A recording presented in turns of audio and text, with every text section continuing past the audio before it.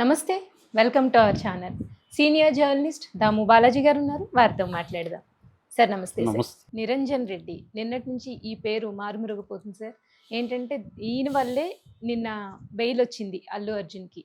అంత వాదన చాలా చేశారు అనేది ఈయన మీద. అలాగే జగన్ విషయంలో కూడా అప్పుడు కూడా ఈయన వాదన చాలా బావుంది అనేది సార్. అసలు ఎవరి నిరంజన్ రెడ్డి? ఈయన బయోగ్రఫీ ఏంటి సార్? నిరంజన్ రెడ్డి ఈయన పేరు మొదటిసారి పాపులర్ అయిందొచ్చి 2022లో జగన్ నిరంజన్ రెడ్డి అనే వ్యక్తిని రాజ్యసభకు సెలెక్ట్ చేసినప్పుడు హ్మ్. అందరూ ఎవరి నిరంజన్ రెడ్డి అనేది అప్పుడు అనుకున్నారు. అయితే అంత కామన్ పీపుల్కి కూడా అప్పటికి తెలియదు. అయితే ఇప్పుడు అల్లు అర్జున్ది ఇంకా జైలుకి పంపించేశారు. ఎందుకంటే నిన్న అల్లు అర్జున్ని 11:45కి వాళ్ళ ఇంట్లో ఆయన స్విమ్మింగ్ చేస్తున్నప్పుడు వెళ్ళారు. ఆయనకి ఇబ్బంది పెట్టి మొత్తానికి ఆయన అరెస్ట్ చేసి తీసుకెళ్లారు. తీసుకెళ్ళి నాంపల్లి కోర్టులో ప్రొడ్యూస్ చేశారు. నాంపల్లి కోర్టు 14 రోజులకి ఆయన్ని కోర్టుకి అంటే దాన్ని జ్యుడిషియల్ కస్టడీకి పెట్టేసింది. దాంతో అందరూ కూడా ఏమనుకున్నారు, షాక్ అయ్యారు ఒక్కసారిగా. జ్యుడిషియల్ కస్టడీ అంటే ఇంక 14 రోజులు బెయిల్ రాదు, రెగ్యులర్ బెయిల్కి అప్లై చేయాలి, సాటర్డే సండే కోర్టులు ఉండవు, కనీసం 2 రోజులు అయితే కంపల్సరీ జైల్లో ఉంటాడు అల్లు అర్జున్ అన్న పరిస్థితి వచ్చేసింది. భరితమైన సిచ్యువేషన్ మొత్తం హైదరాబాద్లో ముఖ్యంగా వాళ్ళ ఇంటి పరిసరాలు కానీ, కోర్టు దగ్గర కానీ, జైలు దగ్గర కానీ అభిమానులు వేలాది సంఖ్యలో వచ్చేసి తమ అభిమాన యాక్టర్ ఇలాగా అవుతారని ఎవరు ఊహించారు. సడన్ ఇది, ఎందుకంటే ఆయన మీద కేసు ఉందని తెలుసు కానీ సడన్గా ఇలాగా పోయి, ఎందుకంటే ఇప్పటి వరకు అనేక చోట్ల ఈ తొక్కిసలాట్లు జరిగాయి, పొలిటికల్ ర్యాలీల్లో జరిగాయి, పుష్కరాలప్పుడు జరిగాయి, బాబాల వచ్చినప్పుడు జరిగాయి, రకరకాల నిన్న రామ్ గోపాల్ వర్మ 4 ప్రశ్నలు అడిగారు. దేవుళ్ళ ఉత్సవాలప్పుడు జరిగినప్పుడు చనిపోతే దేవుణ్ణి అరెస్ట్ చేస్తారా, ప్రత్యేక ఈవెంట్లలో చనిపోతే హీరో హీరోయిన్లు అరెస్ట్ చేస్తారా, ఇలాగ ఆయన అనేక ప్రశ్నలు అడిగాడు. అవి లాజికల్ రైట్ క్వశ్చన్స్ అడిగాడు రామ్ గోపాల్ వర్మ. అట్లా ఇప్పటివరకు ఎక్కడా అరెస్టులు చేయలేదు. అటువంటి దానికి ఈయన తన సినిమా తను చూడడానికి ఫ్యాన్స్తో కలిసి వెళ్ళాడు తప్ప ఈయనేమి నేరం చేయలేదు. అక్కడ క్రౌడ్లని కంట్రోల్ చేయాల్సిన బాధ్యత తంది కాదు. తను వస్తున్నట్టు పోలీసులకు చెప్పడమే తన బాధ్యత. అది చెప్పారు, ప్రొడ్యూసర్ చెప్పారు, థియేటర్ వాళ్ళు కూడా ఏసీపీకి రిటర్న్గా ఇచ్చారు. అది కూడా నిన్న కోర్టులో ప్రొడ్యూస్ చేశారు. 2 రోజుల ముందే వాళ్ళు ఇచ్చారు. అక్నాలెడ్జ్మెంట్ కాపీ కూడా వాళ్ళ దగ్గర ఉంది, అది కోర్టుకు ప్రొడ్యూస్ చేశారు. అందువల్ల చేసిన నేరం లేదు. ఒకవేళ ఈయన మీద ఆరోపిస్తే నెగ్లిజెన్స్ అని ఆరోపించాలి, 106 బిఎన్ఎస్ సెక్షన్ పెట్టాలి. అట్లా కాకుండా 105 culpable homicide, 118 voluntarily hurting somebody, ఈ సెక్షన్లు పెట్టడం అనేది ఎంతో ఘోరం అనేది అందరికీ అర్థం చేయించడం. రెండోది, అల్లు అర్జున్ పోవడం ఎటువంటి తప్పు లేదు అని నిన్న కోర్టులో ఆయన ఆర్గ్యూ చేసిన వీడియో విపరీతంగా వైరల్ అవుతుంది. ఎక్కడ చూసినా నిరంజన్ రెడ్డి వీడియో. ఎందుకంటే ఆయన కేవలం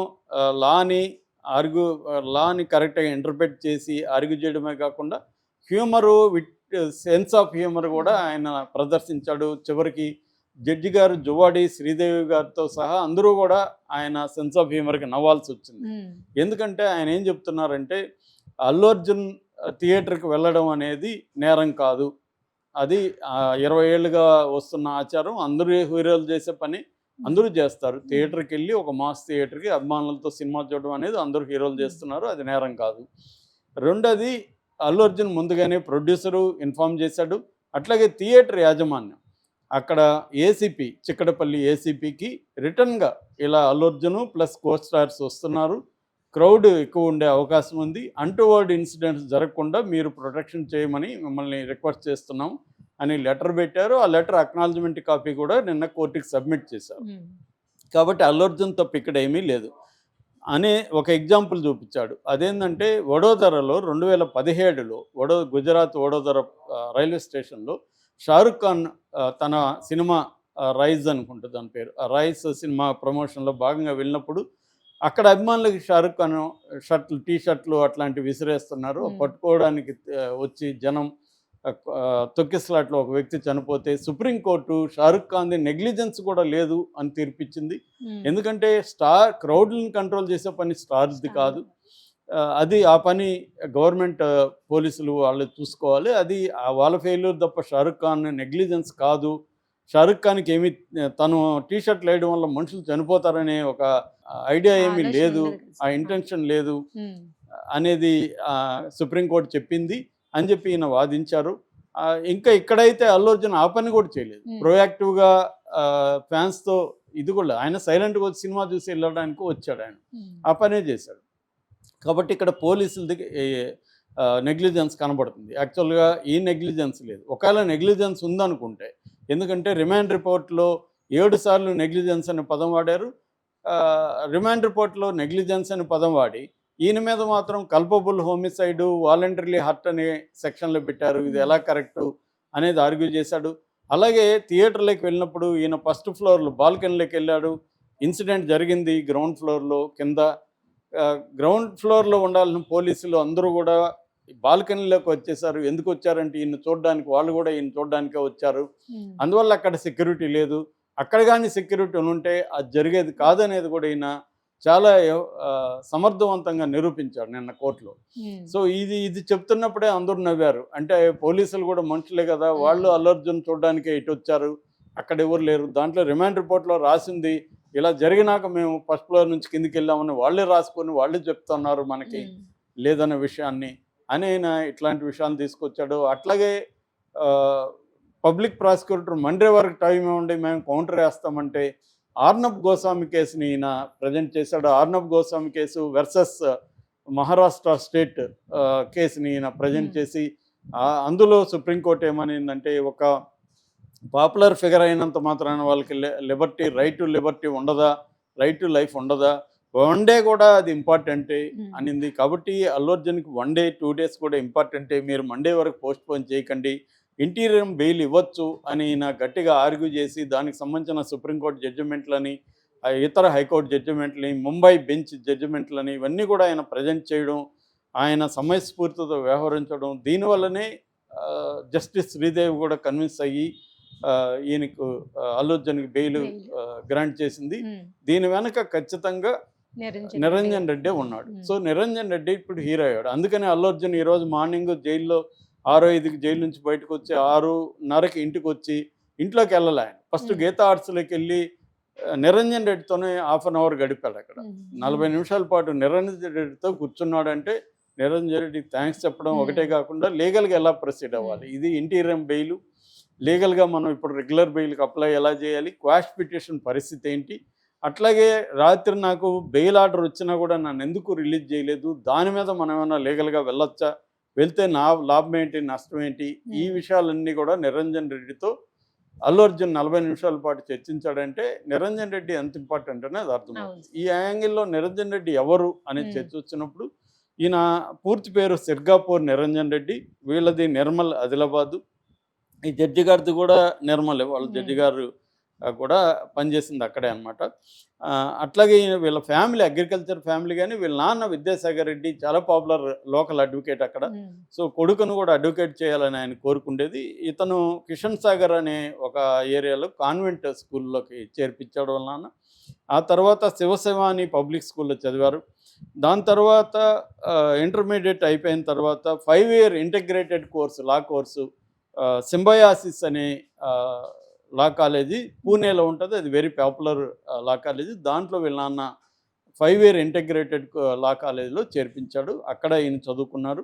వచ్చిన తర్వాత ఈయన మనోహర్ రెడ్డి, కె ప్రతాప్ రెడ్డి అడ్వకేట్ల దగ్గర పనిచేశారు ఒక 3 ఏళ్ళు. దాని తర్వాత 95లో ఈయన ఇండిపెండెంట్గా స్టార్ట్ చేశారు. ఈయనకి ఇప్పుడు 54 ఇయర్స్. 95లో ఈయన ఇండిపెండెంట్గా స్టార్ట్ చేశాడు. ఆ తర్వాత 94 నుంచి జస్టిస్ మురళీధర్ దగ్గర సుప్రీంకోర్టులో కూడా ఆయన ప్రాక్టీస్ చేయడం మొదలుపెట్టారు. దాని తర్వాత ఈయన 2016లో సీనియర్ అడ్వకేట్ డిజిగ్నేషన్కి సుప్రీంకోర్టులో వచ్చింది. అప్పటి నుంచి 2022 నుంచి ఫుల్ టైం ఈయన సుప్రీంకోర్టులోనే ఎక్కువ ఆర్గ్యుమెంట్స్ చేస్తున్నారు. అట్లాగే జగన్కి కూడా ఈయన అడ్వకేట్గా పనిచేశారు. ముఖ్యంగా సిబిఐ కేసులు, పిఎంఎల్ఏ చట్టం కింద ఈడీ పెట్టిన కేసుల్లో ఈయన జగన్కి కూడా అనేకసార్లు ఆర్గ్యూ చేశాడు. అట్లాగే ఈ మధ్య చాలామంది మీద కేసులు పెడుతుంటే, ముఖ్యంగా సజ్జల భార్గవరెడ్డి కావచ్చు, రామకృష్ణారెడ్డి, ఇలాంటి వాళ్ళకి కూడా ఈయన ఆంధ్రప్రదేశ్ హైకోర్టులో కూడా వాదనలు వినిపిస్తున్నారు. సో ఈయన బేసిక్గా ఏంటంటే కమర్షియల్ లా, తర్వాత క్రిమినల్ లా, ఆర్బిట్రేషన్ లా, ఈ 3 రంగాల్లో ప్రధానంగా ఫోకస్ చేస్తున్నట్టు కనబడుతుంది. అదే కాకుండా ఈయన గతంలో ఆ, అనేక అంటే ఎలక్షన్ కమిషన్కి స్టాండింగ్ కౌన్సిల్గా ఉన్నారు, మెడికల్ కౌన్సిల్ ఆఫ్ ఇండియాకి స్టాండింగ్ కౌన్సిల్గా ఉన్నాడు. ఆ తర్వాత 2022లో జగన్ ఈయన్ని రాజ్యసభకు పంపించాడు వైసీపీ తరఫున. రాజ్యసభలో కూడా పార్లమెంట్లో వేసిన అనేక కమిటీలు ఈయన మెంబర్గా ఉన్నాడు. లీగల్గా ఈయన ఒక రకంగా సుప్రీంకోర్టు టాప్ జడ్జెస్, టాప్ అడ్వకేట్స్లకి వెళ్ళాడు. ఇది కాకుండా ఈయనకి ఆర్ట్స్, సినిమా అంటే ఇష్టం ఉంది. రామ్ గోపాల్ వర్మ దగ్గర కొంతకాలం అసిస్టెంట్గా పనిచేశాడు. దాని తర్వాత ఈయన